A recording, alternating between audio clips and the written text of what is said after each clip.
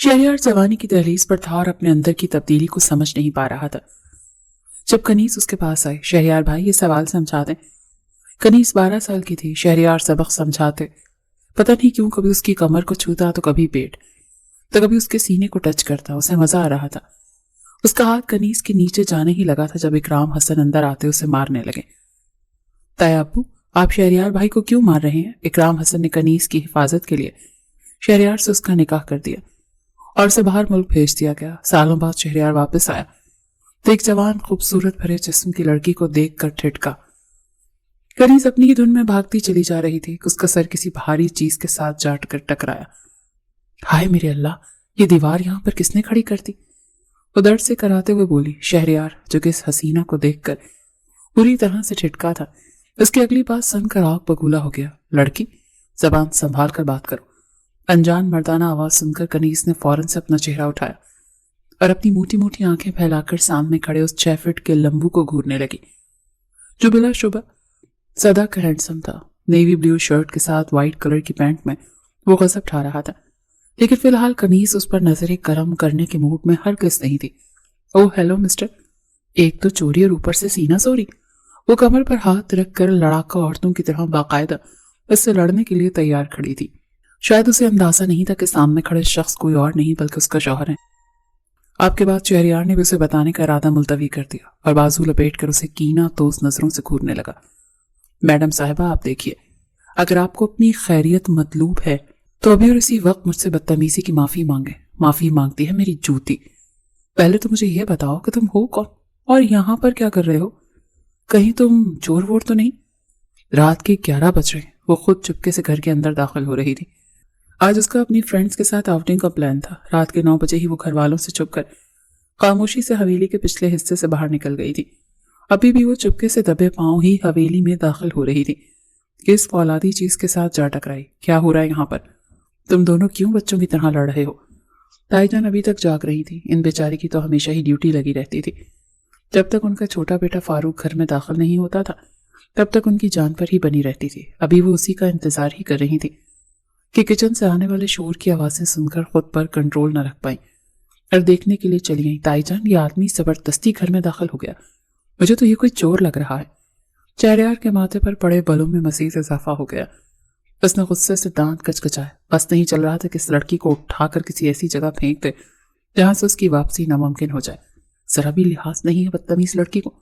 اپنے شوہر کو چور کون کہتا ہے؟ وہ دانت پیستے ہوئے گویا ہوا۔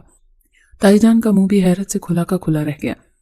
انہوں نے جلدی سے شہریار سے معذرت کی اور اس کا ہاتھ پکڑ کر اسے کھینچتے ہوئے اپنے کمرے میں لے کر چلی گئی۔ تائی جان، آپ نے اسے کچھ کہا کیوں نہیں؟ بے وقوف لڑکی، وہ شہریار ہے، آج ہی حویلی واپس آیا ہے۔ یہ سن کر وہ مکمل طور پر سناٹے میں چلی گئی۔ اس کا وجود بھی ایک لمحے کے لیے ساکت ہو گیا۔ وہ وہی شہریار؟ اس نے کپ کپاتے ہوئے لہجے میں کہا۔ جی جی میری بچی، وہی شہریار جس کے ساتھ آج سے 5 سال پہلے تمہارا نکاح ہوا تھا۔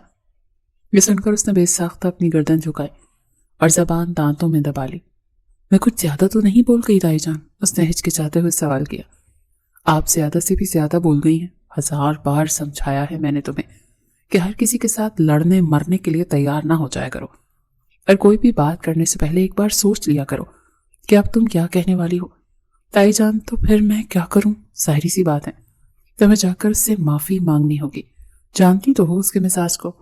کیا ابھی جا کر اس سے معافی مانگو؟ نہیں بے وقوف لڑکی، ابھی جا کر اپنے کمرے میں ریسٹ کرو اور ٹینشن مت لو، میں خود ہی سب کچھ سنبھال لوں گی۔ آئندہ بات کرتے ہوئے احتیاط کرنا۔ انہوں نے پیار سے اپنی معصوم بھتیجی کا چہرہ تھپکا، جو صرف شکل سے ہی معصوم لگتی تھی ورنہ اندر سے تو پوری آفت تھی۔ تائی کے کمرے سے نکلنے کے بعد اس کی آنکھیں دلاور کو تلاش کر رہی تھی، جو کہ اس کا سیکنڈ کزن تھا۔ اس نے وعدہ کیا تھا کہ آج رات وہ پیزا آرڈر کرے گا اور سب کزنز مل کر پیزا پارٹی کریں گے۔ باقی کزنوں کو بھی تلاش کرتے ہوئے وہ جیسے ہی ہال کے اندرونی حصے سے باہر نکلی تو دلاور اسے لان میں ہی کھڑا نظر آ گیا۔ وہ دلاور کو دیکھ کر زور زور سے ہاتھ ہلانے لگی، لیکن دلاور کے چہرے کے تاثرات یکدم ہی بدل گئے۔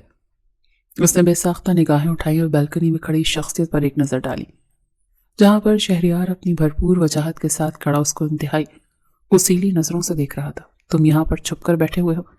میں تمہیں ہر جگہ تلاش کر چکی ہوں، اس نے اپنی پھولی ہوئی سانسوں کے ساتھ جواب دیا۔ مجھے بتاؤ کہ پارٹی کا کیا سین ہے؟ اصل میں میری طبیعت خراب ہے میں اپنے کمرے میں جا کر ریسٹ کر لوں، اس نے سنجیدگی سے کہا اور جلدی سے بات مکمل کرتا ہوا وہاں سے چلا گیا۔ اس وقت کنیز کی نظر بھی اوپر کی طرف اٹھی تو شہریار بازو لپیٹے کافی کا سپ بھرتے ہوئے اسے گہری نظروں سے دیکھ رہا تھا۔ کنیز کے دل کی ایک بیٹ مس ہوئی۔ اس نے فوراً سے اپنی پلکیں جھکا لی۔ شہریار کے لبوں پر ایک دبی سی مسکراہٹ پھیلی۔ تم سے تو حساب کتاب باقی ہیں بہت سے، چھوٹی لڑکی۔ وہ دل ہی دل میں گویا ہوا اور پھر واپس بیڈ کی طرف بڑھ گیا۔ آج وہ بہت تھکا ہوا تھا۔ اگلی صبح بہت روشن تھی اور صبح صبح ہی حویلی میں بہت جال مچ گیا تھا۔ پہلے میرا پراٹھا بنائے امی جان، مجھے دیر ہو رہی ہے۔ نہیں چچی جان، پہلے میرا آملیٹ بنائے۔ وہ اور فاروق ٹیبل پر بھی چھوٹے بچوں کی طرح لڑ رہے تھے۔ یہ صبح صبح کیا ادھم مچایا ہوا ہے تم لوگوں نے؟ ایک بھاری روبدار آواز ان کے کانوں میں پڑی تو دونوں نے حیرت سے اپنی اپنی جراف جیسی گردنیں اٹھائیں۔ کنیز نے جتنی تیزی سے گردن اٹھائی تھی اتنی ہی تیزی سے جھکا لی، جبکہ فاروق ابھی تک اسی پوزیشن میں حیرت سے شہریار کو دیکھ رہا تھا۔ مجھے اب تم لوگوں کے شور کی آواز نہ آئے۔ اس سے پوچھو کہ ہم اس کی بات کیوں مانیں، کیونکہ میں اس حویلی کا بڑا بیٹا ہوں اور گاؤں کا سردار ہوں۔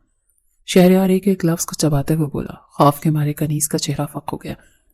اس کے کان تو خرگوش کے کانوں سے بھی زیادہ تیز ہیں۔ مسئلہ اس کے کانوں کے ساتھ نہیں، تمہاری زبان کے ساتھ ہے۔ تم کافی اونچی آواز میں اپنے خیالات کا اظہار کر رہی ہو۔ فاروق نے اس کی تصحیح کی تو وہ چپ چاپ اپنی پلیٹ کو گھورنے لگی۔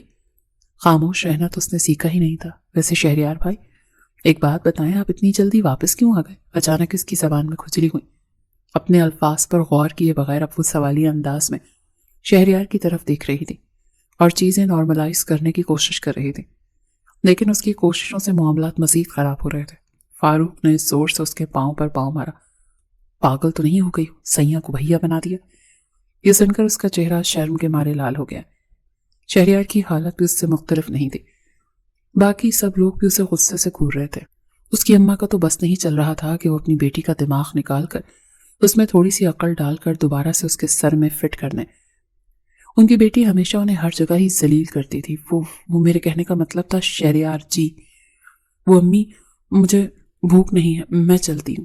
وہ ایک جھٹکے سے اٹھی، اس کا ہاتھ ٹیبل پر پڑے جگ کے ساتھ جا ٹکرایا اور اگلے ہی لمحے جوس کا جگ گر گیا اور آدھے سے زیادہ جوس شہریار کے کپڑوں پر تشریف فرما تھا۔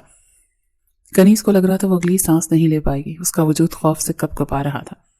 اس کے وجود کی کپ کپاہٹ پر موجود ہر شخص محسوس کر رہا تھا۔ دادی جان نے آنکھوں سے نمرا کو اشارہ کیا کہ اس کا بازو پکڑ کر اس کو گھسیٹتی ہوئی باہر لے کر گئی۔ کھلی فضا میں جانے کے بعد اس نے گہرے گہرے سانس لے کر اپنے آپ کو نارمل کرنے کی کوشش کی۔ یہ کیا پاگلوں جیسی حرکتیں کر رہی ہو؟ اور تم نے شہریار بھائی کو بھائی کیوں کہا؟ بچپن ہی سے بھائی کہنے کی عادت ہے، میرے مائنڈ سے نکل گیا۔ اس نے شرمندگی سے اعتراف جرم کیا۔ تمہیں اندازہ نہیں وہ کتنا غصے میں آ گئے تھے۔ بہن اب اپنی خیر منا لو، تمہیں تو پتا ہے وہ کسی کو بھی نہیں چھوڑتا ہے، غلطی کی تو ہمیشہ سزا دیتے ہیں، ان کی ڈکشنری میں معافی نام کا لفظ نہیں ہے۔ تم مجھے اور ڈرا لو، اس نے غصے سے کہا اور اپنا بیگ کھینچ کر گاڑی میں جا کر بیٹھ گئی۔ نمرا کو آج چھٹی تھی، اسے رخصت کرنے کے بعد وہ حویلی کے اندر چلی گئی۔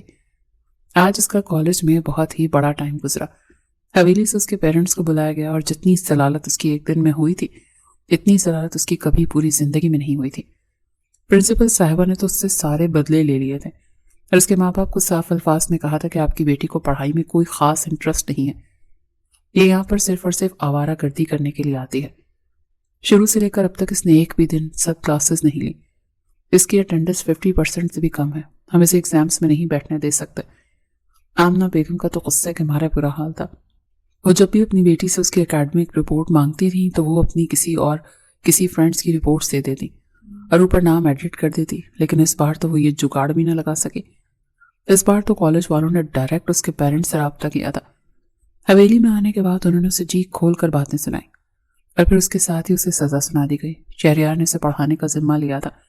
وہ پہلے بھی اسے پڑھاتا تھا، لیکن پہلے اور اب میں زمین آسمان کا فرق تھا۔ پہلے وہ صرف 12 سال کی ایک چھوٹی سی بچی تھی، لیکن اب وہ 17 سال کی ہو چکی تھی، جوانی کی دہلیز پر تھی، اس قدر حسین تھی کہ کسی کا بھی ایمان ڈگمگانے کی صلاحیت رکھتی تھی۔ شہریار نے جب اسے پہلی بار دیکھا تو وہ ٹھٹک کر اپنی جگہ پر رکا تھا۔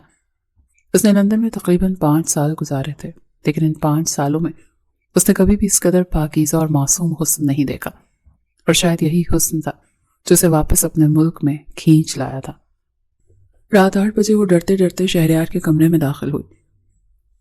وہ بیڈ پر نیم دراز سا تھا اور سگریٹ پھونک رہا تھا۔ اس نے بے اختیار اپنی ناک پر ہاتھ رکھا۔ شہریار نے جب اس کی حرکت دیکھی تو دبے انداز میں مسکرا دیا۔ اگلے ہی لمحے سگریٹ بجھا کر ایشٹرے میں رکھ دی۔ اس کی نظروں سے بری طرح سے کنفیوز ہو رہی تھی۔ کنیز کا دل کر رہا تھا وہ یہاں سے کہیں غائب ہو جائے، لیکن یہ ناممکن تھا۔ اس کے سر پر جو مصیبت آئی تھی وہ اس کی اپنی غلطیوں کی وجہ سے آئی تھی، اور اب تو ہر حال میں اسے برداشت بھی کرنی تھی۔ یہاں پر آؤ، شہریار نے اسے بیڈ پر بیٹھنے کا اشارہ کیا۔ وہ چھوٹے چھوٹے قدم اٹھاتی ہوئی اس سے کافی فاصلے پر بیٹھ گئی۔ وہ ایسے احتیاط برتنے پر بھی جی کھول کر محسوس ہوا تھا۔ ماما نے کہا کہ آپ مجھے ٹیوشن دیں گے؟ وہ اس کی نظروں سے پریشان ہوتی اپنی انگلیوں کو چٹکاتے ہوئے بول رہی تھی، اور بچوں کی طرح ہچکچاتے ہوئے گویا ہوئی، میں تو آپ کو اس کے علاوہ بھی بہت کچھ دینا چاہتا ہوں۔ وہ گہرے انداز میں بولا تو اچانک اس کے وجود میں بے چینی سی دوڑ گئی اور اس کے وجود کو ہلکا سا جھٹکا لگا۔ شہریار اس کی ایک ایک حرکت کو نوٹ کر رہا تھا۔ یعنی اب تم اتنی بھی معصوم نہیں ہو، اس نے دل میں کہا۔ کتابیں کھولو، اگلا حکم سنایا گیا۔ اس نے جلدی سے کتاب کھولی۔ آپ نے کتاب الٹی پکڑی ہوئی ہے محترمہ۔ وہ اس حد تک کنفیوز ہو گئی تھی کہ اسے کچھ بھی سمجھ نہیں آ رہی تھی۔ اوپر سے شہریار کی نظریں، آپ پلیز مجھے اس طرح سے نہ دیکھیں، میں کنفیوز ہو رہی ہوں۔ بالآخر اس نے اپنا سر اٹھایا اور جھنجھلاتے ہوئے کہا، میں تو آپ کو نارمل انداز میں دیکھ رہا ہوں، نہیں آپ مجھے گندی نظروں سے گھور رہے ہیں۔ اس بار پھر سے اس نے سوچے سمجھے بغیر بات کی تھی، اور پھر اپنی ہی بات پر جی بھر کر شرمندہ ہوئی۔ اسے سمجھ نہیں آ رہا تھا کہ وہ شہریار کا سامنا کیسے کرے۔ اس کی آسانی کے لیے شہریار نے اس کی بات کو یکسر نظر انداز کر دیا اور اس سے کوسچنز کرنے لگا، میرے پڑھانے کے میتھڈ سے تو تم بہت اچھے طریقے سے واقف ہو۔ اسے گہری نظروں سے دیکھتے ہوئے بات کر رہا تھا، میں نے اب اس میتھڈ میں تھوڑی سی چینجنگز کی ہیں، اب تم جتنی بھی غلطیاں کرو گی تمہیں اس کی سزا ملے گی، اور وہ سزا میری مرضی کے مطابق ہوگی۔ یہ سن کر اس کی آنکھوں میں خوف اتر آیا۔ وہ بے اختیار پیچھے کی طرف کھسکی تھی۔ کیا آپ مجھے ماریں گے؟ نہیں، اپنے الفاظ پر زور دیتے ہوئے بولا، یہ سزا ہی بہت مزیدار ہوگی اور تمہیں کافی انجوائمنٹ ملے گی۔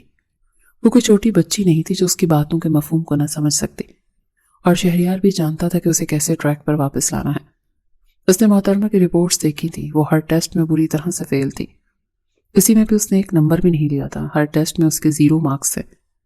فرسٹ ٹرم اور مڈ ٹرم تو بہت ہی گندا گیا تھا۔ اب شہریار نہیں چاہتا تھا کہ وہ فائنل ٹرم میں ہیٹرک کرے اور پورے خاندان میں اس کی روشن نام کو بجھا دے۔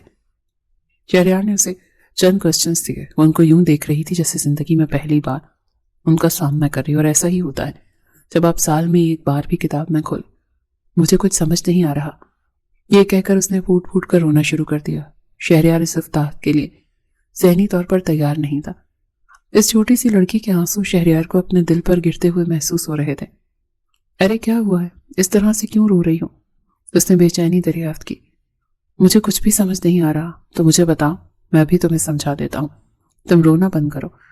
شہریار نے آگے بڑھ کر اس کے آنسو صاف کیے تو وہ سوں سوں کرتی ناک کے ساتھ پراسرار انداز میں مسکرا دی۔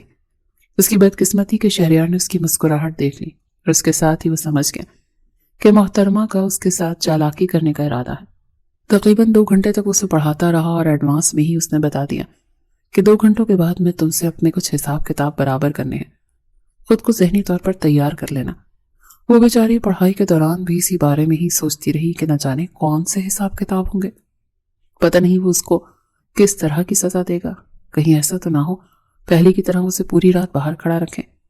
نہیں، میری تو معصوم سی ٹانگیں تھوڑی دیر کھڑے ہونے سے درد ہونے لگتی ہیں، اگر اس نے مجھے مارا تو میں آغا جان سے جا کر اس کی شکایت لگا دوں گی۔ وہ دل ہی دل میں منصوبے بنا رہی تھی۔ جیسے ہی وہ کوسچنز کر کے فری ہوئی، شہریار نے کتابیں اٹھا کر سائڈ پر رکھی۔ وہاں سے اٹھ کر کھسکنے ہی لگی تھی کہ شہریار نے اس کا بازو پکڑا اور اسے ایک جھٹکے سے اپنی جانب کھینچا۔ وہ تو اپنا توازن برقرار نہ رکھ پائی اور زور سے اس کے سینے پر جا گری۔ اپنے اور اس کے درمیان فاصلہ بنانے کے لیے اس نے شہریار کے سینے پر اپنے دونوں ہاتھ مضبوطی سے جمائے ہوئے تھے۔ شہریار کے ہاتھ اس کی کمر پر پیوست تھے۔ ایک درد بھری چیخ اس کے لبوں سے نکلی اور اس کے ساتھ ہی شہریار کے جذبات بھڑکنے لگے۔ شہریار بھائی، مجھے درد ہو رہا ہے۔ اس نے غلط ٹائم پر بہت بڑی غلطی کر دی۔ اگلے ہی لمحے شہریار نے اسے ایک ہی جست سے اپنے نیچے لٹایا اور اس کے لبوں کو اپنی دسترس میں لے لیا۔ اس کی آنکھیں پہلے تو حیرانگی سے کھل گئیں، پھر اگلے ہی پل وہ اس کی قربت میں کسی بن پانی کی مچھلی کی طرح تڑپنے لگی۔ شہریار جنونیت بھرے انداز میں اس کے ہونٹوں کو بری طرح سے پی رہا تھا۔ اس کے لیے برداشت کرنا مشکل ہو گیا۔ اس نے شہریار کے کالر کو مضبوطی سے اپنے ہاتھوں میں جکڑا ہوا تھا۔ اس دوران اسے خود سے دور ہٹانے کی بھی کوشش کر چکی تھی، لیکن وہ اس کے ہاتھوں کو اپنے ہاتھوں کی گرفت میں لے کر اس کی ہر کوشش کو بری طرح سے ناکام بنا دیتا تھا۔ جب تکلیف کے مارے اس کی آنکھوں میں آنسو آ گئے تو اس سے دور ہٹا اور غور سے اس کا چہرہ دیکھنے لگا۔ وہ گہرے گہرے سانس لی رہی تھی اور اپنے آپ کو نارمل کرنے کی کوشش کر رہی تھی۔ اس کی آنکھوں میں شکایت تھی اور خوف بھی تھا۔ اس کے لب ہولے سے بڑبڑائے تو اسے اپنے منہ میں خون کا ذائقہ محسوس ہوا۔ شہریار نے اگلے ہی پل اس کے نچلے لب پر اپنا انگوٹھا پھیر کر وہاں پر موجود خون کے چھوٹے سے قطرے کو صاف کر دیا۔ آپ بہت برے ہیں، اس نے بے چینی سے کہا۔ وہ وہاں سے اٹھ کر جانے ہی لگی کہ شہریار نے اس کی کمر پر ہاتھ ڈال کر اسے پھر سے بیڈ پر لٹا دیا۔ میں نے ابھی تمہیں یہاں سے جانے کی اجازت نہیں دی، یہیں پر ہی رکو، وہ اپنے ایک ایک لفظ پر زور ڈالتے ہوئے بولا۔ میں نے تمہیں کیا کہا تھا؟ دوبارہ مجھے بھائی کہہ کر مت پکارنا۔ اس کے بالوں میں اپنے ہاتھ پھنسا رہا تھا۔ اس نے خوف کے مارے پھر سے اپنی آنکھیں میچ لیں۔ اسے لگ رہا تھا شہریار اس کے بال کھینچے گا، لیکن شہریار نے اس کے سر کے نیچے ہاتھ رکھا، اسے ذرا سا اوپر کی طرف اٹھایا۔ اب اس کا چہرہ شہریار کے چہرے کے انتہائی نزدیک تھا۔ ان دونوں کی ناک ایک دوسرے سے مس ہو رہی تھی۔ شہریار نے دوسرا ہاتھ اس کی گردن پر ڈالا اور اس کی گردن کو انگوٹھے کی مدد سے سہلانے لگا۔ سسکی پھر سے اس کے لبوں سے نکلی۔ یعنی تم جوان ہو گئی ہو؟ وہ اپنا ماتھا اس کے ماتھے کے ساتھ جوڑتے ہوئے بولا۔ تو اب میں بھی مزید انتظار نہیں کروں گا۔ اس کے کانوں میں جھکتا ہوا بھاری لہجے میں سرگوشی کر رہا تھا۔ اس نے بے اختیار نفی میں سر ہلایا نہیں۔ شہریار اس سے ہلکا سے دور ہوا اور اسے کینہ تو اس نظروں سے گھورنے لگا۔ کیا مطلب ہے تمہارا نہیں؟ پلیز مجھے چھوڑ دیں، مجھے یہاں سے جانا ہے شہریار بھائی۔ ایک بار پھر سے اس کے منہ سے بھائی نکلا، اور اب تو اس کی جان بخشنے کے موڈ میں شہریار بالکل بھی نہیں تھا۔ بھائی کہنے کے بعد اس نے فوراً ہی اپنے لبوں پر ہاتھ رکھ لیا۔ شہریار اس کی اس ادا پر مسکرا دیا۔ تمہیں کس نے کہا کہ ہر بار میرا ایک ہی نشانہ ہوگا؟ وہ معنی خیز اور پراسرار انداز میں بولا تو اس کے چہرے کو گھور کر رہ گئی۔ جب اس نے شہریار کے ہاتھوں کی گردش اپنی کمر اور اپنے سینے پر محسوس کی تو بری طرح سے تڑپتے ہوئے اس کی گرفت میں مچلنے لگی۔ شہریار نے اس کو بیڈ پر بھینچا اور اس کے اوپر قابض ہونے لگا۔ وہ زور زور سے نفی میں گردن ہلا رہی تھی۔ اب اس طرح کی حرکتیں کرو گی تو اپنا ہی نقصان کرو گی۔ وہ ایک ایک لفظ کو چباتے ہوئے بولا۔ اطمینان سے یہیں پر ہی لیٹی رہو، مجھے سختی کرنے پر مجبور نہ کرو۔ اس کے دونوں ہاتھوں اور بازوں کو بری طرح سے اپنی گرفت میں جکڑ چکا تھا اور اس کی ٹانگوں کو بھی اپنے کنٹرول میں کر چکا تھا۔ اب وہ اس کے رحم و کرم پر تھی۔ کوئی آ جائے گا، اس نے لرزتے ہوئے لہجے میں کہا۔ دروازہ اندر سے لاک ہے، جب کوئی آئے گا تو مجھے اندازہ ہو جائے گا۔ ہاں، تمہیں اپنے آپ کو کمپوز کرنے میں تھوڑا سا ٹائم لگ جائے گا، کیونکہ فی الحال جس طرح کی تمہاری حالت ہے نا، سب لوگ مجھ پر شک کریں گے، حالانکہ میں نے تو ابھی کچھ کیا ہی نہیں۔ یہ سن کر اس کو پھر سے شکایتی انداز میں گھورنے لگی۔ اس کے بیڈ کی سائڈ پر ہی تھوڑے فاصلے پر ایک ڈریسنگ ٹیبل تھا۔ اس نے جب اپنا عکس ڈریسنگ ٹیبل میں دیکھا تو حیران رہ گئی۔ اس کے بال بکھرے ہوئے تھے، چہرہ شرم کے مارے لال ہو گیا تھا، گال ٹماٹر کی طرح سرخ تھے اور حالت بھی غیر۔ آنکھوں میں عجیب سا نشہ موجود تھا۔ مجھے بتاؤ کہ اس حسن کے ساتھ میں کیسے اپنے آپ کو کنٹرول کروں؟ وہ پھر سے اس کے کانوں کو چومتے ہوئے بولا تو اپنی گردن سائڈ پر کرتے ہوئے خود کو تکیے میں چھپانے کی کوشش کرنے لگی۔ اب کی بار اس نے اپنے ہاتھوں کو اپنے سینے پہ رکھا ہوا تھا اور اپنے سینے کو چھپانے کی کوشش کر رہی تھی۔ آپ بہت برے ہیں، میں دادی جان سے جا کر آپ کی شکایت لگاؤں گی۔ میں انہیں بتاؤں گی کہ… کیا؟ خاموش کیوں ہو گئی؟ مجھے بھی تو بتاؤ، تاکہ اگر کل کو وہ مجھ سے کوئی سوال کرے تو میں ذہنی طور پر تیار ہو جاؤں۔ اس کی چھوٹی سی ناک کو کھینچتے ہوئے بولا۔ میں ان کو جا کر بتاؤں گی کہ آپ نے میرے ساتھ… اس کے لیے اپنی بات مکمل کرنا بھی دشوار ہو گیا۔ اس نے اپنا چہرہ بے اختیار شہریار کے سینے میں چھپایا تو وہ ہلکا سا ہنس دیا۔ مشرقی حسن، میں صدقے جاؤں۔ اس کے سر کو پیار سے چومتے ہوئے بولا۔ تم سوچ بھی نہیں سکتی ہو کہ میں نے اس لمحے کا کتنا انتظار کیا تھا۔ اس نے کنیز کو خود سے تھوڑا سا دور کیا اور اس کے چہرے کو ٹھوڑی کی مدد سے پکڑ کر بلند کیا۔ 6 سال ہو گئے میں انتظار کر رہا ہوں، اور اب میرے لیے خود پر کنٹرول کرنا بہت ہی مشکل ہے پیاری لڑکی۔ جب اس نے شہریار کے ہاتھوں کو اپنی شرٹ کے کناروں پر محسوس کیا تو اس نے تڑپتے ہوئے شہریار کے ہاتھوں پر اپنے ہاتھ رکھ دیے۔ نہیں، وہ تیزی سے نفی میں سر ہلاتے ہوئے بولی تھی۔ اس کی آنکھیں پھر سے آنسوں سے بھر گئیں۔ مجھے مت روکو ورنہ اپنا نقصان کرو گی۔ اس کی گردن میں ہاتھ ڈالتے ہوئے روبدار انداز میں بولا، مجھے شرم آ رہی ہے، پلیز ایسا مت کریں، میں شوہر ہوں تمہارا، تم پر پورا حق رکھتا ہوں، تم مجھے میرا حق وصول کرنے سے نہیں روک سکتی، ابھی ہم دونوں کی رخصتی نہیں ہوئی۔ اس نے اپنے الفاظ پر زور دیتے ہوئے کہا، اور جب تک ہماری رخصتی نہیں ہوتی تب تک میں آپ کو کچھ بھی کرنے کی اجازت نہیں دوں گی۔ اب کی بار اس کا لہجہ ضدی تھا، لیکن شہریار بھی اپنے نام کا ایک ہی تھا۔ جیسے ہی شہریار نے اس کی دھڑکن کو چھوا، اس سے سکتے ہوئے پیچھے کی طرف ہوئی، اور اگلے ہی لمحے وہ اس کی شرٹ کو اس کے وجود سے الگ کر چکا تھا۔ شرم کے مارے کنیز نے اپنی آنکھیں بند کر لیں۔ اس کے تو وہم و گمان میں بھی نہیں تھا کہ وہ شخص اس حد تک بے شرم ہوگا۔ اب کنیز کا خوبصورت تراشا ہوا جسم شہریار کی نظروں کے سامنے موجود تھا۔ اس کی نظروں میں ستائش تھی، جبکہ وہ لڑکی شرم و حیا کا پیکر بنے اس کے ایمان کو بری طرح سے ڈگمگانے پر مجبور کر رہی تھی۔ وہ اس کی ایک بات ماننے کے لیے تیار تھا کہ وہ اس سے ابھی اپنا حق وصول نہیں کرے گا، کیونکہ ابھی اس کی رخصتی نہیں ہوئی تھی، لیکن وہ اسے پیار تو کر سکتا تھا، اسے محسوس تو کر سکتا تھا، اور اب شہریار یہی کرنا چاہتا تھا۔ پلیز لائٹ بند کر دیں۔ جب اس نے کہا تو شہریار نے اس پر احسان کرتے ہوئے لائٹ بند کر دی۔ کمرے میں صرف زیرو کے بلب کی روشنی تھی، جس میں بھی اس لڑکی کے خوبصورت جسم کے نشیب و فراز نمایاں ہو رہے تھے۔ آپ بہت برے ہیں، بہت ہی گندے ہیں، اس کے سینے پر زور زور سے مکے مارتی ہوئی بولی تھی۔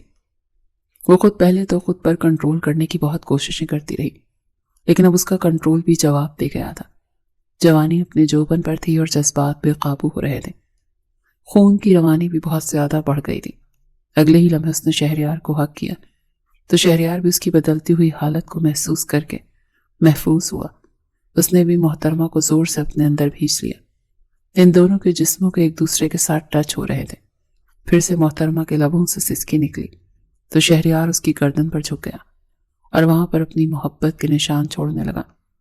جیسے ہی شہریار نے اسے کاٹا تو وہ ہلکی سی پیچھے کی طرف ہٹی۔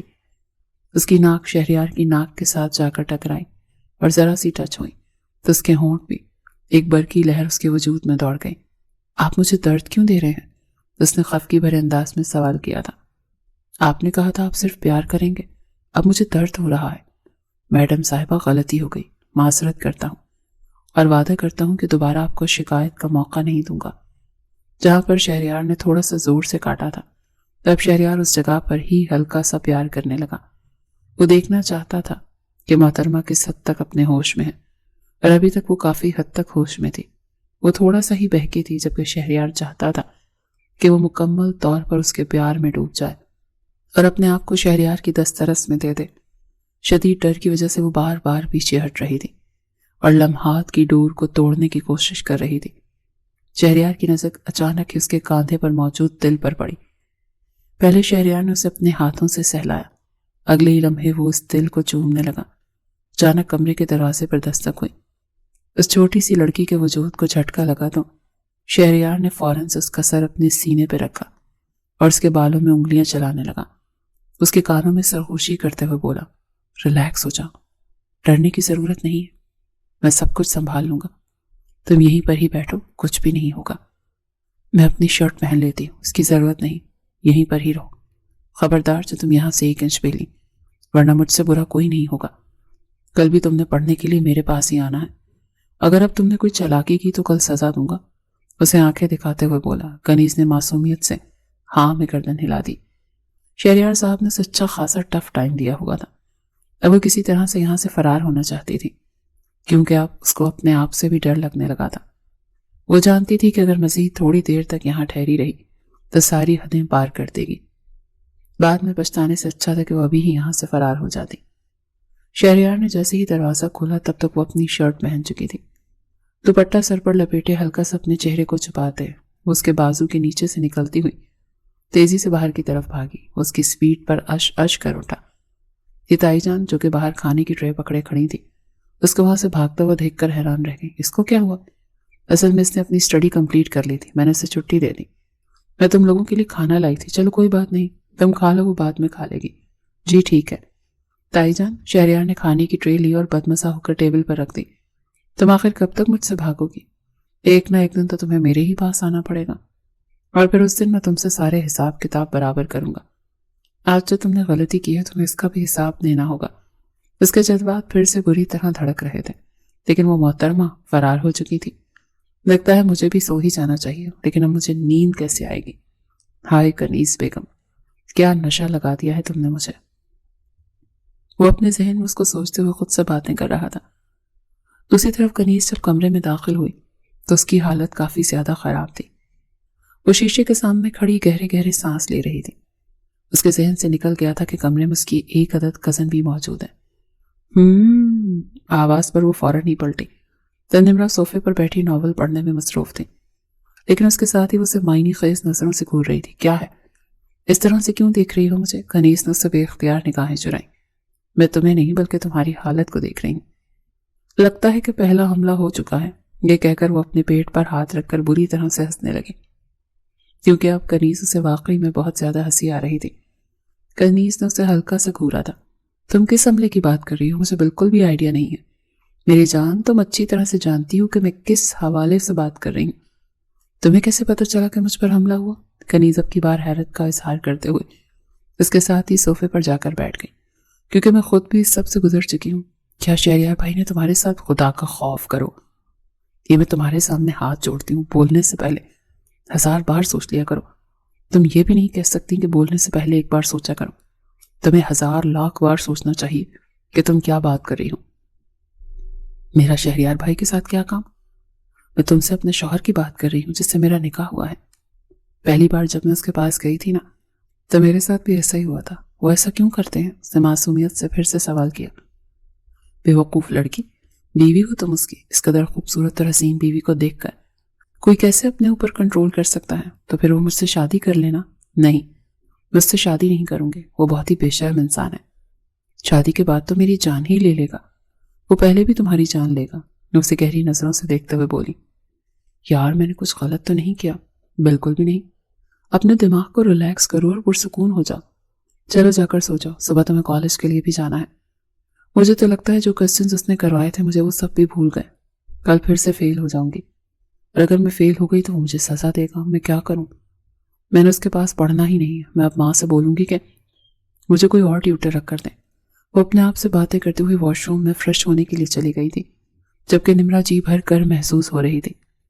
उसे सिकंदर याद आ गया। सिकंदर ने भी उसे पहली मुलाकात में इसी तरह से बुरी तरह से डिस्टर्ब कर दिया था। काफी दिनों तक वो उसके बारे में ही सोचती रही।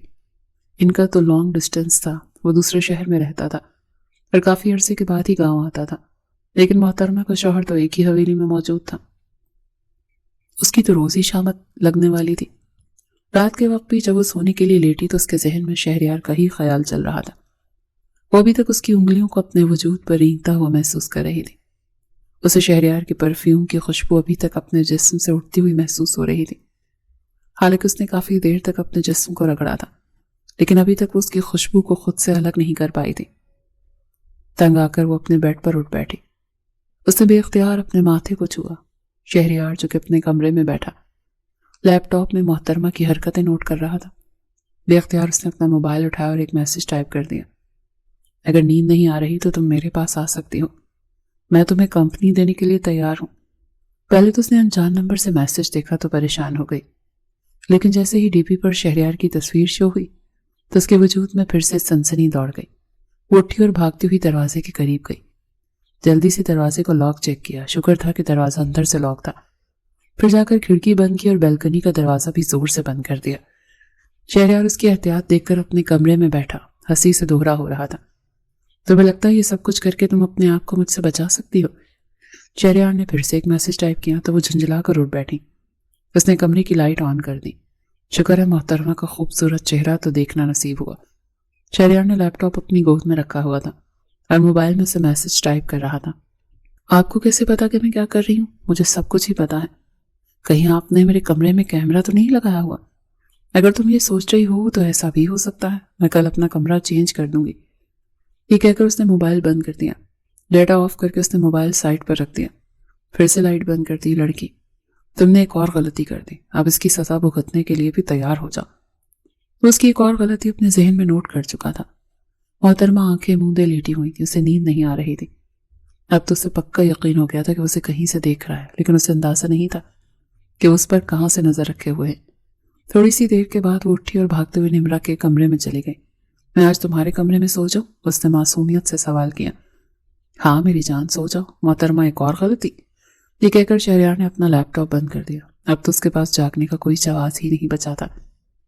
اگلی صبح وہ سو کر اٹھا تو وہ اسے کہیں بھی نظر نہیں آ رہی تھی۔ آج محترمہ نے کالج سے چھٹی کی تھی اور خراب طبیعت کا بہانہ بنایا تھا۔ صبح سے ہی وہ اپنے کمرے میں چھپ کر بیٹھی ہوئی تھی۔ شہریار جب بعد میں تایا جان کے ساتھ آفس گیا تو وہ کمرے سے باہر نکلی۔ شہریار نے مجھے بتایا کہ تمہیں ایک لفظ بھی نہیں آتا، اسے تم پر بہت زیادہ محنت کرنی پڑے گی۔ میں نے اس کے پاس ٹیوشن نہیں پڑھنے، اس نے 2 ٹوک انداز میں کہا۔ اس سے پہلے کہ آمنہ بیگم پھر سے اپنا جوتا اٹھاتی اور اس کا وعدہ اسے یاد کرواتی، وہ دادا جان کے پیچھے جا کر چھپ گئی۔ دادا جان، میں آپ کو بتا رہی ہوں میں نے اس انسان کے پاس ٹیوشن نہیں پڑھنی، مجھے اس سے شرم آتی ہے، اس نے 2 ٹوک انداز میں کہا۔ دادا جان نے بے اختیار اس کے چہرے کی طرف دیکھا۔ دادی نے اپنا ماتھا پیٹ لیا تھا۔ میں اس کے ساتھ پڑھنے میں بالکل بھی کمفرٹیبل نہیں ہوں۔ دادا جان آپ کسی اور ٹیوٹر کو رکھ دیں، لیکن میں اس کے پاس بالکل نہیں پڑھوں گی۔ دادا تو پہلے بھی اس چیز کے ساتھ خلاف تھے، انہوں نے اپنی بہو کو بھی کہا تھا، لیکن آمنہ بیگم ہی چاہتی تھی کہ شہریار ان کی بیٹی کو ٹیوشن پڑھائے، کیونکہ پہلے جب وہ پڑھاتا تھا تو وہ ہمیشہ اچھے نمبر لیتی تھی۔ انہوں نے تو اس سے پہلو پر سوچا ہی نہیں تھا کہ رخصتی سے پہلے انہیں نزدیکیاں بڑھانے کا کھلے عام موقع فراہم کر رہی ہیں۔ تو پھر مجھے بتاؤ تم نے کس کے پاس پڑھنا ہے؟ آپ کوئی بھی ٹیوٹر رکھ دیں، کسی فیمیل ٹیچر کو رکھ دیں، لیکن میں شہریار کے پاس بالکل بھی نہیں پڑھوں گی۔ یہ کہتی ہوئی وہ تن فن کرتی ہوئی اپنے کمرے میں چلی گئی۔ اسے شہریار سے جب شام کے وقت اس کی بابت دریافت کیا تو آمنہ بیگم نے بہت ہی مؤدب انداز میں انکار کر دیا کہ تمہارے دادا جان کو یہ سب کچھ بالکل پسند نہیں۔ تمہیں تو پتا ہے کہ اب رشتے کی نوعیت چینج ہو چکی ہے۔ جی چچی جان، اس نے دھیمے انداز میں کہا۔ چلیں کوئی بات نہیں، میں بس چاہتا تھا کہ وہ اپنی پڑھائی کی طرف توجہ دیں۔ اگر کوئی اسے اچھے طریقے سے پڑھا رہا ہے تو یہ میرے لیے خوشی کی بات ہے۔ رسانیت بھرے انداز میں کہتا دانت کچکچاتا ہوا وہ اپنے کمرے کی طرف بڑھ گیا تھا۔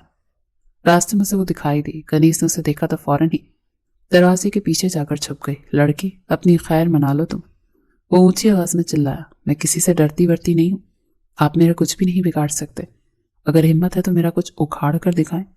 وہ فوراً سے دروازے کے پیچھے سے ہٹی اور انگلی اٹھا کر اسے دھمکی دیتے ہوئے بولی، بلی کو تو میں بہت جلد ہی تھیلے سے باہر نکلنے پر مجبور کر دوں گا۔ میں بلی نہیں ہوں اور آپ میرے ساتھ کچھ بھی نہیں کر سکتے، میں آپ کو بتا رہی ہوں۔ شہریار نے بے اختیار اپنے کانوں پر ہاتھ رکھا کیونکہ وہ کافی اونچی آواز میں بات کر رہی تھی۔ اس بیوقوف عورت کا کچھ بھی نہیں ہو سکتا۔ اپنے ماتھے کو پیٹتا ہوا وہ فریش ہونے کے لیے چلا گیا۔ رات تقریباً 11 بجے کا وقت تھا۔ وہ کچن میں گانا گنگنا رہی تھی اور اس کے ساتھ ہی اپنے لیے نوڈلز بنا رہی تھی، اور یہ بات بھول چکی تھی کہ وہ شام کے وقت شیر کی کچھار میں ہاتھ ڈال چکی ہیں، اور ابھی اس کا یوں اطمینان سے باہر کھلے عام گھومنا خطرے سے خالی نہیں تھا۔ لیکن بھوک اس کے سر پر اتنی زیادہ سوار ہو گئی تھی کہ باقی ساری چیزیں اس کے ذہن سے بالکل نکل گئیں۔ اچانک ہی کوئی اس کی پشت پر آ کر کھڑا ہوا۔ شہریار نے اپنی ٹھوڑی اس کے کاندھے پر رکھی تو وہ اپنی جگہ پر اسٹل ہو گئی۔ اس کی خوشبو سے ہی اسے پہچان چکی تھی۔ کیا ہوا ہے؟ گانا گاؤ نا، بہت پیاری آواز ہے تمہاری۔ وہ دانت پیستے ہوئے گویا ہوا وہ پیچھے کی طرف ہٹنے لگی تو شہریار نے اپنا ہاتھ اس کے پیٹ پر لپیٹ دیا۔ اب اس کے ہاتھ نیچے کی طرف جا رہے تھے جب کنیز نے فوراً سے اس کے ہاتھوں پر اپنا ہاتھ رکھا۔ آپ کیا کر رہے ہیں؟ زیادہ کچھ بھی نہیں، بس آپ کو یہ باور کروانے کی کوشش کر رہا ہوں کہ میں آپ پر مکمل طور پر حق رکھتا ہوں، اور آپ جتنی مرضی کوششیں کیوں نہ کر لیں، آپ میری دسترس سے دور نہیں جا سکتی۔ اس کے بالوں میں منہ چھپاتے ہوئے بولا، اس وقت ہم کچن میں موجود ہیں، یہی تو میں سمجھانا چاہ رہا ہوں کہ اگر یہاں پر ہمیں سب لوگوں نے دیکھ لیا تو تماشا ہو جائے گا، اور شاید کل ہی ہماری رخصتی ہو جائے۔ اسی لیے میرے ساتھ میرے کمرے میں چلیں تاکہ تماشا بھی نہ ہو اور ہماری محبت بھی تکمیل پر پہنچ جائے۔ میں آپ سے محبت نہیں کرتی، اسی لیے تو کہہ رہا ہوں کہ میرے ساتھ چلیں، میں آپ کو خود سے محبت کرنے پر مجبور کر دوں گا پیاری لڑکی۔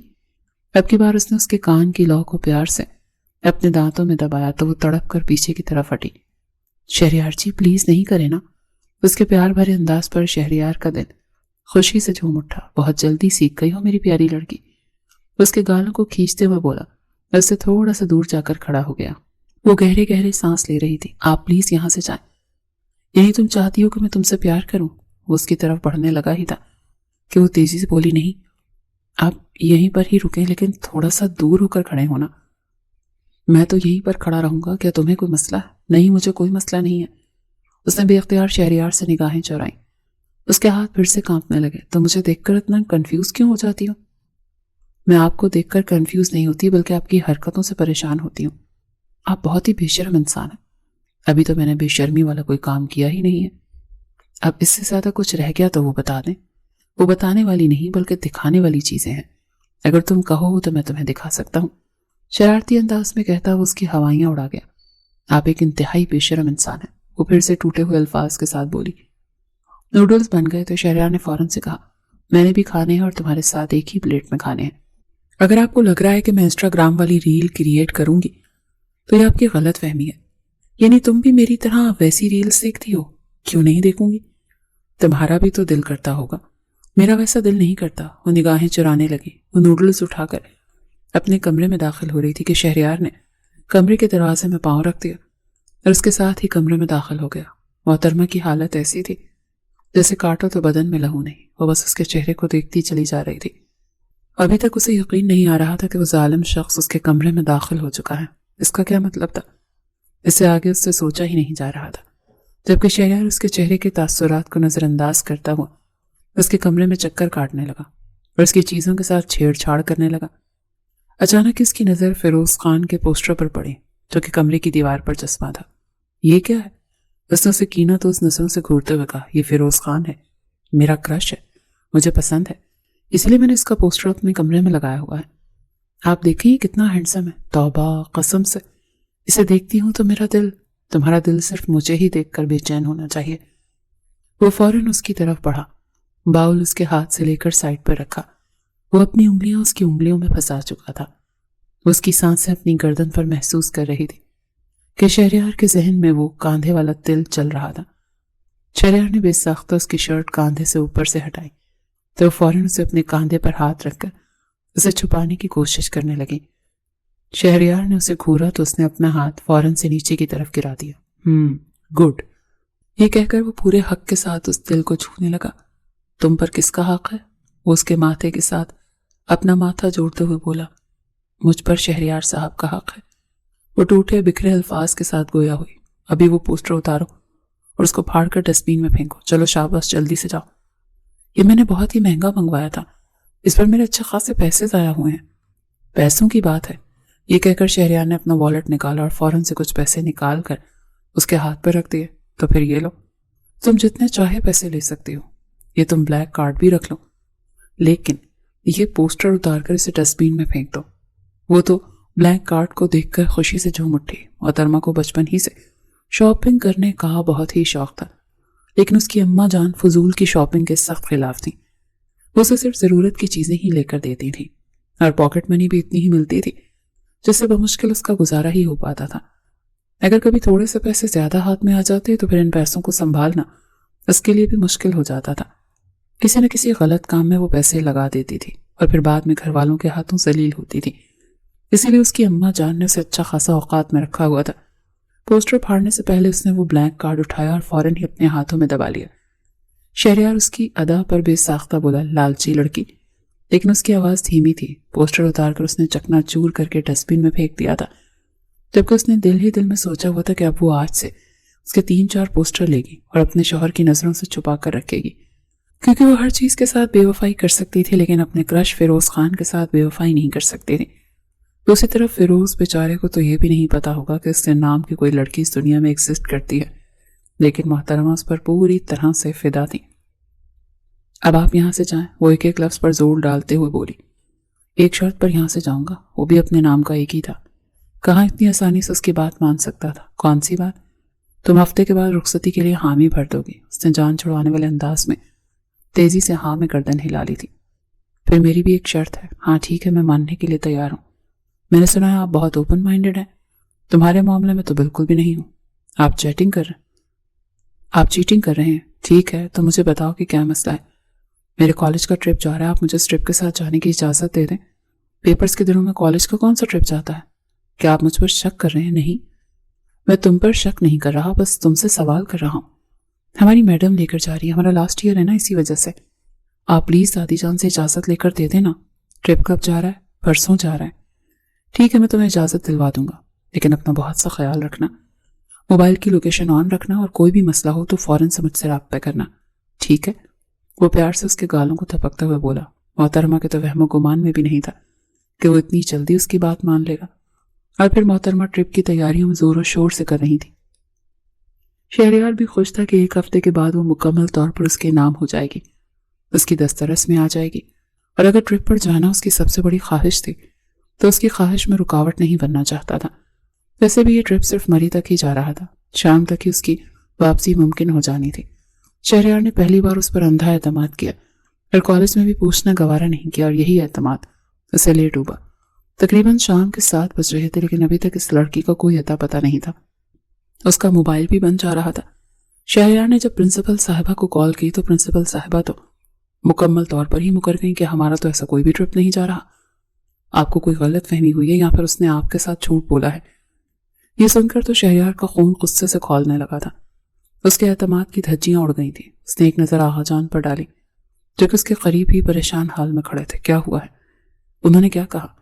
وہ کب تک واپس آ رہے ہیں؟ لڑکیوں کے معاملے میں کون اس قدر لاپرواہی برتتا ہے؟ شہریار ان کی بات کا جواب دیے بغیر تیزی سے حویلی کے اندرونی حصے سے باہر نکلا اور ریش ڈرائیونگ کرتا ہوا وہ مری کی طرف جا رہا تھا۔ اس کے ساتھ ہی اس نے اپنے کچھ دوستوں کو بھی کال کر دی۔ اس نے لوکیشن ٹریس کرنے کی کوشش کی، وہ بھی بند جا رہی تھی۔ محترمہ کا موبائل بھی سوئچ آف تھا۔ فکر کے مارے اس کی حالت خراب ہو گئی۔ رہ رہ کر اسے خود پر غصہ آ رہا تھا کہ اسے اس قدر آزادی دینی ہی نہیں چاہیے تھی۔ یہ سب کچھ اس کے بے چال لاڈ پیار کی وجہ سے ہوا تھا۔ وہ لڑکی اسے ہلکے میں لینے لگی تھی۔ تم نے ٹھیک نہیں کیا پیاری لڑکی، تم نے بہت غلط کیا، تم نے میرے اعتماد کو ٹھیس پہنچائی۔ اس کا دل تکلیف میں ڈوبا ہوا تھا۔ اسے ابھی تک یقین نہیں آ رہا تھا کہ محترمہ نے اس سے جھوٹ بولا ہے۔ دل ہی دل میں اس کی خیریت کی دعائیں بھی مانگ رہا تھا۔ جیسے ہی وہ مری کی حدود کے اندر داخل ہوا اس کا موبائل بجنے لگا۔ ایک انجان نمبر سے کال آ رہی تھی۔ دوسری جانب سے اسے کنیز کی روتی ہوئی آواز سنائی دی، پلیز میری مدد کریں، پلیز مجھے بچا لیں۔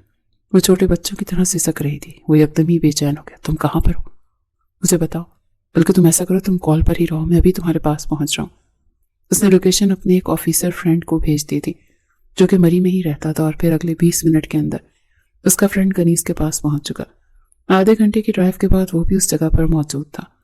کنیز نے جب اسے دیکھا تو بھاگتے اس کے پاس گئی، اس کے سینے سے لگ کر چھوٹے بچوں کی طرح پھوٹ پھوٹ کر رونے لگی۔ وہ اب اس میں پناہ تلاش کر رہی تھی۔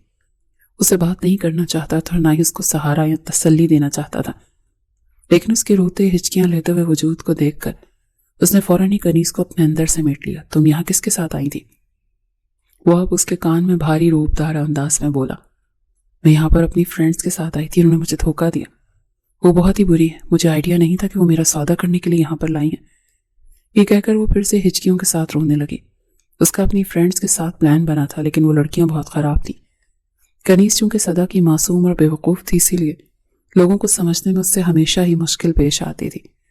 ان لڑکیوں نے کچھ عرصہ پہلے ہی کنیز سے دوستی کی تھی اور ہر بات میں، ہر معاملے میں اس کو شریک کرتی تھی۔ وہ بھی پڑھائی سے بالکل دور تھی۔ کنیز کی جو بچپن کی سہیلی تھی اس نے اسے منع بھی کیا تھا کہ ان لڑکیوں سے دور ہو جاؤ، ان کی ریپوٹیشن ٹھیک نہیں ہے اور میں ان کے بارے میں بہت سی غلط باتیں بھی سنی ہوئی ہیں۔ لیکن کنیز نے اپنی فرینڈ کی بات نہیں مانی، اور پھر جب انہوں نے کنیز کے ساتھ اپنی فرینڈشپ سٹرونگ کر لی اور اسے اپنے ساتھ مری چلنے کے لیے کہا تو کنیز بھی فوراً ہی تیار ہو گئی۔ اسے لگا کہ گھر والوں سے پرمیشن لینا بہت مشکل ہوگا اور گھر والے فوراً ہی کالج میں کال کر کے پوچھیں گے، لیکن پھر بعد میں جب اس نے شہریار سے بات کی تو معاملات بہت ہی آسان ہو گئے۔ شہریار اسے واپس لے کر حویلی کی طرف جا رہا تھا۔ کسی کو کچھ بھی مت بتانا، ٹھیک ہے؟ وہ انگلی اٹھا کر اسے دھمکی آمیز لہجے میں سمجھاتے ہوئے بولا۔ وہ تو یہ بات شہریار کو کرنے والی تھی، مجھے لگا تھا کہ آپ خود جا کر بتا دیں گے۔ میں اتنا بے غیرت نہیں ہوں جو اپنی عزت کو اچھالوں گا۔ تم میری عزت ہو، میری ذمہ داری ہو، اور تم سوچ بھی نہیں سکتی ہو کہ تمہاری وجہ سے میں گھر والوں کے سامنے کتنا شرمندہ ہوا ہوں۔ زندگی میں پہلی بار مجھے خود سے نفرت ہوئی ہے، پہلی بار میرا فیصلہ غلط ثابت ہوا ہے۔ یہ محبت بھی نا انسان سے کیا کچھ کرواتی ہے۔ اس نے زور سے اسٹیئرنگ پر ہاتھ مارا تو وہ سہم کر گاڑی کے دروازے کے ساتھ لگ کر بیٹھ گئی تھی۔ میں اپنی غلطی کا ازالہ کرنے کے لیے تیار ہوں۔ میں آپ سے وعدہ کرتی ہوں میں آپ کو دوبارہ کبھی بھی شکایت کا موقع نہیں دوں گی۔ یہ میری پہلی اور آخری غلطی ہے، پلیز مجھے معاف کر دیں۔ شہریار نے پھر بھی کوئی جواب نہیں دیا۔ گاڑی پورچ میں آ کر رکی تو وہ بھی اپنے چہرے کو نارمل کرتی ہوئی گھر والوں سے ملنے لگی۔ اس نے بہانہ بنایا کہ بس راستے میں خراب ہو گئی تھی اور اسی وجہ سے دیر ہو گئی۔ آغا جان نے صاف الفاظ میں کہہ دیا تھا کہ اب کوئی اجازت نہیں ہے کسی بھی ٹرپ پر جانے کی، اب شادی کرو اور شوہر کے ساتھ ہنی مون پر جانا۔ شہریار نے اس بات پر بھی کسی قسم کا رد عمل نہیں دکھایا، بلکہ اس سے بات کیے بغیر ہی لمبے لمبے ڈگ بھرتا وہ اپنے کمرے میں چلا گیا۔ شہریار نے گھر والوں سے رخصتی کی بات بھی نہیں کی تھی۔ دن ہفتوں میں اور ہفتے مہینوں میں تبدیل ہوتے جا رہے تھے۔ وہ اس کی ذات سے مکمل طور پر بیگانہ ہو گیا، اور اب یہ بات اس چھوٹی سی لڑکی کے دل کو تکلیف پہنچا رہی تھی۔ کہاں وہ اس پر اپنی جان لٹانے کو تیار ہو جاتا تھا، کہاں وہ اس کا دیدار کرنے کے لیے اور اسے دیکھنے کے لیے ترستا تھا، اور اب اس سے مکمل طور پر لا تعلق ہی برت رہا تھا۔ ایک رات اس کے کمرے میں چلی گئی۔ شہریار لیپ ٹاپ پر بیٹھا آفس کا کوئی کام کر رہا تھا۔ وہ اگلے ہی لمحے اس کے سامنے جا کر کھڑی ہوئی اور ہاتھ جوڑ کر پھوٹ پھوٹ کر رونے لگی۔ شہریار نے فوراً ہی اس کے ہاتھ مضبوطی سے اپنے ہاتھوں میں تھامے۔ کیا کر رہی ہو؟ پاگل تو نہیں ہو گئی ہو؟ اس کے گلے لگ گئی اور ہچکیوں کے ساتھ روتے ہوئے بولی، مجھے معاف کر دیں، پلیز مجھے معاف کر دیں، میرے ساتھ یہ رویہ مت رکھیں، مجھ سے یہ سب کچھ برداشت نہیں ہو رہا۔ تمہیں آخر کیا مسئلہ ہے؟ تم مجھے پسند نہیں کرتی تھی، نہیں تم مجھ سے شادی کرنا چاہتی تھی۔ تمہیں تو خوش ہونا چاہیے کہ میں تم سے دور ہو گیا ہوں، کیونکہ میری قربت کبھی بھی تمہیں اچھی نہیں لگی تھی۔ یہ سن کر وہ معصومیت سے نفی میں سر ہلانے لگی۔ یہ غلط ہے، یہ جھوٹ ہے، آپ جھوٹ بول رہے ہیں۔ میں آپ سے محبت کرتی ہوں، بے تحاشا محبت کرتی ہوں۔ بچپن سے لے کر اب تک میں نے صرف اور صرف آپ کو ہی چاہا ہے۔ میں بس کنفیوز ہو جاتی تھی اور ڈر جاتی تھی، لیکن میں نے کبھی بھی آپ کو نہیں دھتکارا۔ وہ بہت ہی کیوٹ انداز میں اپنی محبت کا اعتراف کر رہی تھی۔ شہریار نے اگلے ہی لمحے اسے اپنے سینے میں بھیج لیا۔ میں تم سے ناراض نہیں ہوں، میں بس چاہتا تھا کہ تمہیں تمہاری غلطی کا احساس ہو جائے۔ اب چونکہ تمہیں غلطی کا احساس ہو گیا، آپ سوچ بھی نہیں سکتے کہ میں آپ کی اس بے رخی سے مجھے کتنا ٹارچر کیا ہے۔ تو پھر کیا لگتا ہے تمہیں ٹارچر دیکھ کر میں خود سکون میں تھا؟ تو پھر بات کیوں نہیں کرتے تھے؟ مجھے تم پر غصہ تھا، اور مجھے آپ پر غصہ ہے۔ یہ کہہ کر وہ وہاں سے جانے ہی لگی کہ شہریار نے اسے پھر سے اپنی طرف کھینچ لیا۔ تمہارا غصہ تو اب میں جھاگ کی طرح بٹھاتا ہوں، تم بس صبر کرو۔ یہ سن کر اس نے اپنی پلکیں جھکا لیں۔ شہریار نے پھر سے اسے سمیٹ لیا، اور پھر کچھ ہی دنوں میں آغا جان نے رخصتی کی بات کر کے اس نے اس چھوٹی سی لڑکی کو اپنی زندگی کی زینت بنا لیا۔